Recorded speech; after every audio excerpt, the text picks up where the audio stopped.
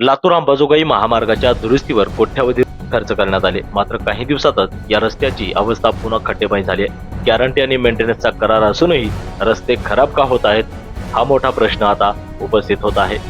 लातूर ते अंबाजोगाई दरम्यानचा हा महत्वाचा महामार्ग. दररोज हजारो वाहनांची ये-जा, पण सध्या या रस्त्याची अवस्था अत्यंत बिकट झाली आहे. कोट्यावधी रुपयाचा खर्च करूनही रस्त्यावर मोठमोठे खड्डे पडलेत. वाहन चालकांना जीव मुठीत धरून प्रवास करावा लागत आहे. विशेष म्हणजे या रस्त्याच्या दुरुस्तीसाठी परफॉर्मन्स बेड मेंटेनन्स करार करण्यात आलाय, ज्यामध्ये कंत्राटदारावर 1 ते 5 वर्ष देखभालीची जबाबदारी आहे. तरीही रस्त्याची अशी अवस्था का आणि कंत्राटदारावर कारवाई का होत नाही, हा सवाल आता नागरिकांमधून उपस्थित होतोय. आणि या सगळ्यांचाच आढावा घेतलाय आमचे प्रतिनिधी सुनील कुमार यांनी. नमस्कार, मी सुनील एकमत डिजिटलमध्ये आपल्या सगळ्यांचं स्वागत आहे. देशामध्ये नरेंद्र मोदी यांचं सरकार आल्याच्या नंतर श्री नितीन गडकरी यांच्याकडे रस्ते आणि वाहतूक दळणवळण जे आहेत हे खातं आल्याच्या नंतर देशभरामध्ये जे आहे ते महामार्गाचं जाळं जे आहे ते उभारण्यात आलं.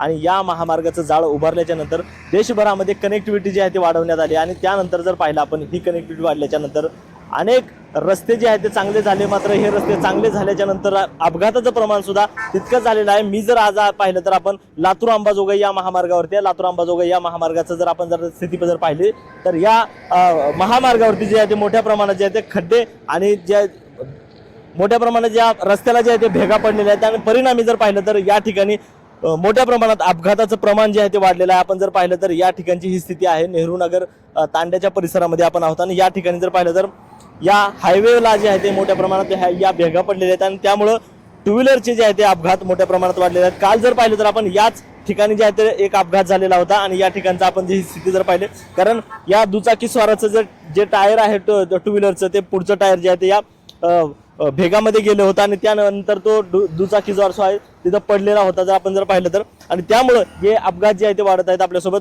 या ठिकाणी जर पाहिलं तर दुचाकी स्वार आहेत. काय सांगाल, कशा पद्धतीनं तुम्ही या सर्व परिस्थितीचा सामना करावा लागतंय तुम्हाला? रस्ते खराब झाल्यामुळे अपघाताचं प्रमाण जास्त वाढलेलं आहे. तरी बरेच रस्त्याला भेगा पडलेले आहेत. त्याच्यामुळं जरा इकडे लक्ष द्यावं सरकारने, तेवढंच म्हणणं आमचं. बरं. अजून आपल्यासोबत या ठिकाणी जर पाहिलं तर या परिस्थितीचं आपण जर पाहू शकता की कशा पद्धतीने ह्या पूर्णपणे भेगा पडलेल्या आहेत. आणि कोट्यावधी रुपये खर्च करून जो आहे तो हा महामार्ग बांधण्यात आला होता. आणि लगेच या महामार्गाची पूर्णपणे दुरावस्था जी आहे ते पाहायला मिळते. परिणामी या ठिकाणी अपघाताचं प्रमाण सुद्धा जे आहे वाढलेलं आहे. कारण ही जर आपण जर पाहिलं तर या ठिकाणी अगोदर रिपेअरिंग करण्यात आलं होतं. या ठिकाणचे काही जे खड्डे पडलेले होते ते रिपेअरिंग करण्यात आलं होतं. आणि त्यानंतर नवीन बनवल्याच्या नंतर सुद्धा या महामार्गाला मोठ्या प्रमाणात भेगा पडलेल्या आहेत. आणि या भेगामुळं या ठिकाणी जे आहे ते मोठ्या प्रमाणात ॲक्सिडेंट जे आहे ते होताना दिसत आहेत. आपल्यासोबत या ठिकाणचे स्थानिक नागरिक आपल्यासोबत आहेत. मामा, मला सांगा, कशा पद्धतीनं याची दुरुस्ती झाली होती आणि किती दिवसापासून हे खड्डे असेच आहेत? असे 1 वर्ष झालं. गेले वर्षी ह्या उन्हाळ्यामध्ये केले होते. आता असं जे केले ते असंच एवढ्या भेगा पडल्यात. आणि 1 वर्षानंतर सुद्धा असंच झालेलं आहे. एकदम अशा भेगा पडून असं कातरून घेतलेत. आणि कातरून असंच अजून पडले. ॲक्सिडेंट असे होलालेत की असे टायर समोर चाललेत मध्ये.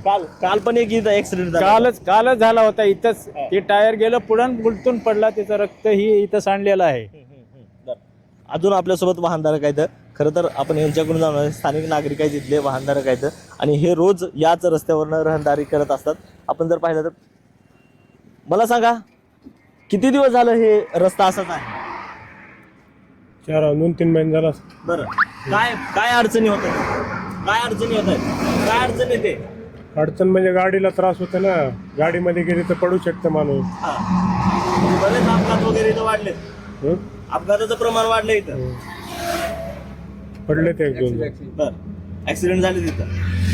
बरं, एकूण जर पाहिलं तर खरं तर म्हणजे अत्यंत गंभीर परिस्थिती जे आहे ती पाहायला मिळत आहे. कारण एका बाजूला कनेक्टिव्हिटी वाढवण्यात येते, दुसऱ्या बाजूला हीच कनेक्टिव्हिटीची देखभाल करण्यात न आल्यामुळे जे आहे ते अपघाताचं प्रमाण जे आहे ते वाढत आहे. त्यामुळं जी दुरुस्ती असेल किंवा त्यांना जी देशभरामध्ये जी कनेक्टिव्हिटी वाढवायची आहे ती कनेक्टिव्हिटी वाढवत असताना या रस्त्याची देखभाल करणं सुद्धा गरजेचं आहे. आणि ही जर देखभाल नाही झाली तर यापेक्षाही आणखीन अपघाताचं प्रमाण जे आहे ते वाढल्याशिवाय राहणार नाही. त्यामुळं आता प्रशासन जे आहे ते हे रस्ते जे आहे ते व्यवस्थित करणार आहे का याकडे पाहणं महत्त्वाचं आहे. कॅमेरामन संदीप गवळीसह सुनील कुमार, एकमत डिजिटल, लातूर.